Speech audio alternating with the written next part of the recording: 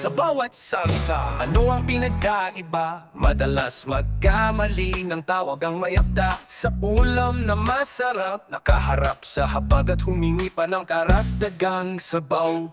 Sarsa, banat niya, asawa kong nagluto ng putaheng mainit at masarap ang lasa. May karapatan magsabi ng mas tamang tawag. Hindi pambabara kundi para lang malaman ng sa bawat sarsa'y magkaiba. Uminom ng panulat at siya naman ay sumandog ng kumikinang alawa. Hindi mamantika, hindi maalat, tamang timpla. Hindi sobra sa sangkap, palasa niya'y tamang-tama sa aking dila. Na ulit-ulit pa, nakaganapan sa hapag. Laglagi, ang hain niya'y masarap. Tamang-tama't siya aking pinakasalan.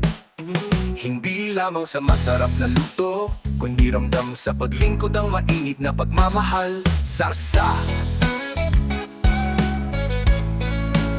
sabi ulit niya, hindi matandaan. Tamang ngalan ng likidong nilalasap.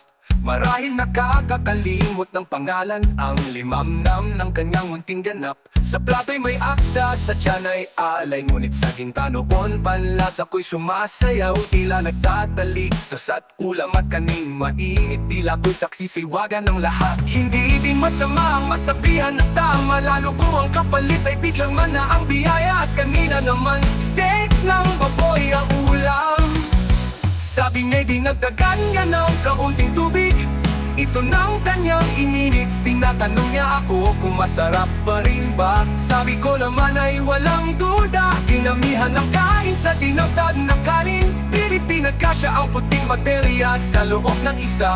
Tasang sukat kahit napisa at napaso na. Mapahaba lang ang kain sa hinihintay na malinamnam na ulam. At sabi niya bigla, siya'y nag-aalala, karagdagang tubig baka nawalan ng lasa ang sabaw.